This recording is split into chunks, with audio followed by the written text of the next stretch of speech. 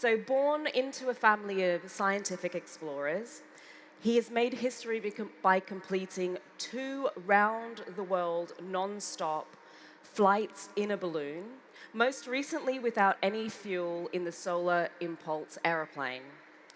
With this last achievement, his goal was to demonstrate how clean technologies and renewable energy can achieve the impossible. As the second phase of this vision, with Solar Impulse Foundation, he has launched the challenge of selecting 1,000 profitable solutions that protect the environment in order to encourage decision makers to adopt ambitious environmental targets and energy policies. It's no other than the founder and chairman of Solar Impulse Foundation, Bertrand Piccard. But before I invite him to the stage, let's watch this short video.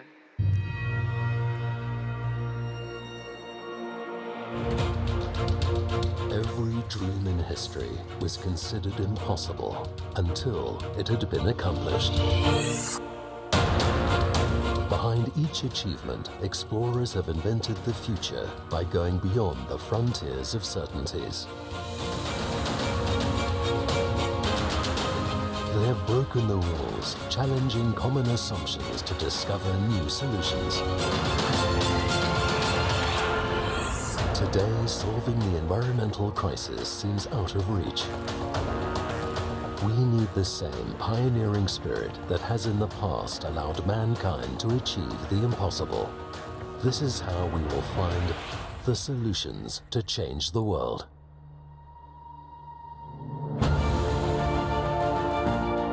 Bertrand Piccard, the visionary behind Solar Impulse, wanted to demonstrate the incredible potential of renewable energies and clean technologies.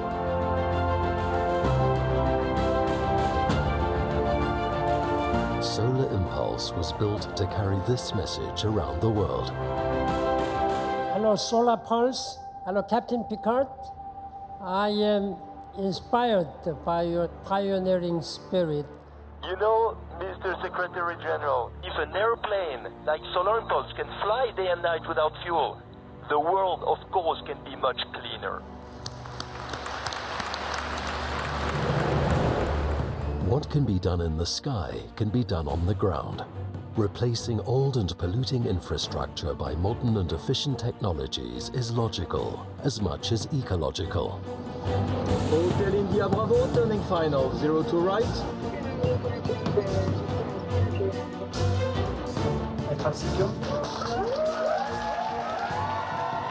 More than an achievement in the history of aviation, Solar Impulse has made an achievement in the history of energy.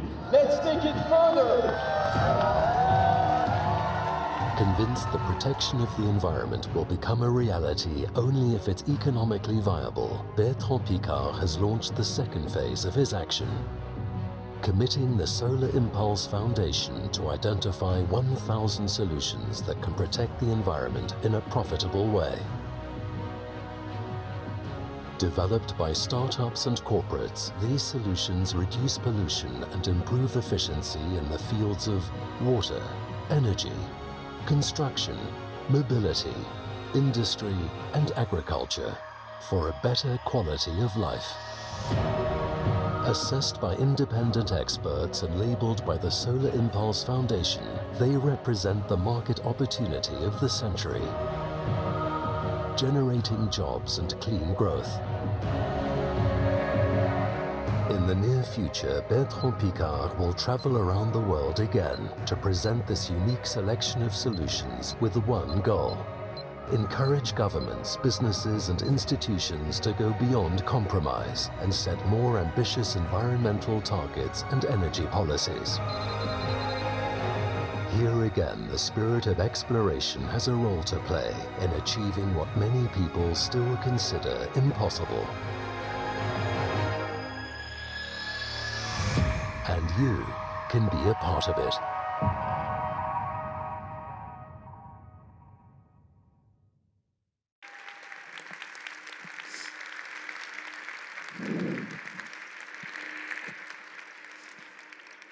Good morning, everybody.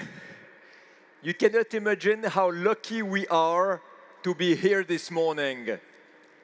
The rest of the world is speaking about problems, and they have so many difficulties to change something. And here we're talking about solutions, and we are ready to change now. So we are really at the right place. And all this story of climate change is a fantastic opportunity to raise pioneering spirits, to develop new technologies, and to make a better world. And I was thinking about all that when I was, can I please have the slide? Thank you. I was thinking about all that when I was flying around the world in Solar Impulse, especially above oceans, because the flights were lasting 2, 3, 4, 5 days in a row, and it was magical. Can you imagine the situation? You are in a small cockpit of an experimental airplane. You look at the sun, and you know that it's the source of energy that makes you fly day and night. And when you look, the big propeller is turning left and right of the cockpit. You have no noise, no pollution, and no fuel. And I promise you that there were moments where I had to pinch myself to say, it's not real. I'm in a science fiction movie. You know, it's like if I was propelled already in the future. And not at all. It's not the future. It is what the technologies of today allow us to do today. And at this moment, I understood how much it's the rest of the world that is in the past. That's really important. It's not the experimental technologies that are in the future. It is the rest of the world that is in the past with completely outdated systems, technologies, devices, and products that we still use. And this is why it was a nightmare at the landing. Because at the landing, I had to open the door and go back to a world that still is using combustion engines that are polluting with extremely low efficiency, in a world with constructions that are badly insulated, inefficient heating, cooling, and lighting systems, outdated industrial processes, and polluting sources of fossil energy to make electricity, heat, or movement. Are we proud of that? So we proudly wave our smartphone to say, hey guys, we're in the 21st century. But everything else we use has been invented in 1880 at the beginning of the oil era. So when we hear from some green parties that we have to make sacrifice to limit our comfort, limit our mobility, limit our style of life, I don't think it's the right way to do. The problem is not so much that we live well. The problem is that in order to live well, we are using outdated technologies that we have to change, and to change now. Can you imagine the market it is for the industry if we were to replace all the outdated systems and infrastructures with modern ones? That would be a way to avoid this dilemma between the quantitative growth and degrowth. You know, we have usually this choice, and I don't agree with this choice. We say either we continue unlimited growth and we destroy the environment, or we fight against growth and we have a social chaos. No, there is the third way. The third way is qualitative growth, where you make money for the industry, you create jobs in the society by replacing what is polluting by what is protecting the environment. And I think this is the way to reconcile ecology and economy, and to reconcile technology with the environment. So how can we do that? We decided, after the first part of the adventure, which was quite symbolic, to demonstrate what renewable energies can do in an impossible goal, to go further. That's the main sentence from the little film that you've seen. Take it further. It means to go from a symbolic demonstration to a really down-to-earth encouragement to use all these technologies. And this is why we have launched the World Alliance for Efficient Solutions. This World Alliance now has a little more than 2,100 members, which are companies. It's not individuals. It's companies, startups, corporations, investors, also representatives of the public authorities who are looking for solutions. And we have all these people gathering here in order to have a source of new technologies that we can use. And out of all these members, we are selecting the technologies that make sense to protect the environment and at the same time to make profit for the industry. Our goal is to have 1,000 of them where we can prove that they are useful to protect water, construction, mobility, industry, agriculture, and energy, but in a profitable way, in a way that really exists already today. My filter, when I see these technologies, is what can I say to a climate change denier? If I tell him this is to protect the environment, he will not care. If I tell him it's a wonderful idea that we have to develop, he will tell me, come back when it's ready. So we want at the Solar Impulse Foundation to be very, very practical, very concrete.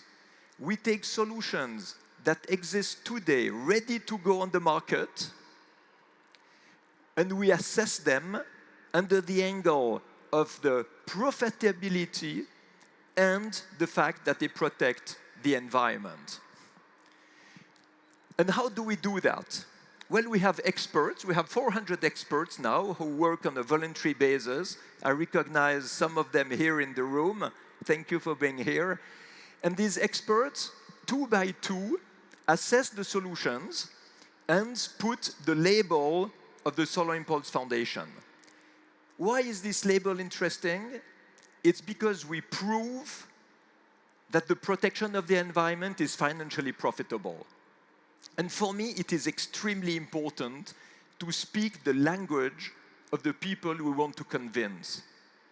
Here, we are in this room between people who are convinced already. We know all that. But the rest of the world is not in this room. The rest of the world needs to understand, the rest of the world needs the arguments in order to be motivated. So when we speak about profit, when we speak about job creation, we can attract the political world.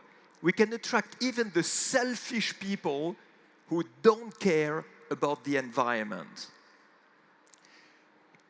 Today, we have 353 solutions who have the label, 353 solutions who are ready to be implemented. And a lot of them have been invited today. You see their names here. You will meet them. There will be, of course, also other solutions who are invited at Change Now, who are not yet receiving the label. But the Solar Impulse team is inviting them to submit their solutions, to fill up a form, to meet the experts. We have experts here who are going to assess these solutions. So I deeply hope that at the end of Change Now, there will be 100 more solutions. And why is it so important? It's so important because today the regulation is not encouraging you as startups to go on the market. The regulation is very laid back. The regulation is so outdated that it is still allowed to pollute. It is still allowed to put as much CO2 in the atmosphere and plastic in the ocean. So when we go to the public authorities, to the regulators, to public procurement, all the people who are key decision makers, the goal is to tell them we have tools that will only work if the regulation is encouraging this change. You have everywhere change now here in the Grand Palais. But to change now, we need this encouragement of the legal framework. You know, we have regulations for health, for insurances, for hygiene, for education, for security, for taxes. We have regulations for everything. But we need these regulations in terms of environment to be modern and to pull the technologies to the market by creating a necessity. I give you an example. One of the startups who is on the way to be labeled is Carwatt from Gerard Felzer, who is here in the room. He is retrofitting combustion engine cars to become electric. It is probably 30 times cheaper than to build an electric bus, an electric truck, or an electric car. But now he's struggling against the authorities because there are some rules here and there who just prevent him to do it. This is why it's important to be all together. It's important to bring the solutions, but it's really important to oblige the political world to go into that direction. Otherwise, we will stay a little bit in the dream, and the dream is very nice to have, but the work that we need to do is really to implement that dream. So Change Now is a fantastic encouragement to give confidence, to give the wish, to give the taste, to get out of our certitudes, to get out of our habits, and to move. And this is the definition of pioneering. It's the definition of exploration. It's the definition of innovation. It's not a question of having new ideas, because we have all the ideas we need. It's a question of getting rid of old beliefs. It's a question of getting rid of old habits, because this is retaining us in the old world, in the past. So we are at a fantastic moment. We are like in the beginning of aviation, where everybody was laughing at the Wright brothers, saying it has no future. It is like in the beginning of internet, when a board member of a huge company like Siemens said in 2001, don't invest in internet, it has no future. We see what aviation has become. We see what internet has become. And today, when we speak about clean technologies, you still have people who say, oh, it's an anecdote, it will not work, it's too expensive, it has no future. Let's raise to the challenge. Let's show that all these technologies work, that they are profitable, that they protect the environment, and that even if there was no climate change, it would be logical as much as ecological to use all these technologies. We're at the beginning of a fantastic movement that can change the world. But we are also at a point where there is so much obstacle and so much skepticism and so much disinformation that we might miss the point where we can make a better world. And there will not be a second chance. So this is why it's really important to go for it. You will recognize people of my team with a Solar Impulse Foundation jacket or shirt. They're a little bit everywhere. Go to them, show them what you're doing. We offer this label for free because we are a non-for-profit foundation, so we are not selling anything. We are just trying to put people together to have more power, to have arguments, to have proofs, and to have more credibility. We are a great community here. Let's make it bigger. Let's grow it. Let's motivate everybody, and let's change now. Good luck. Thank you.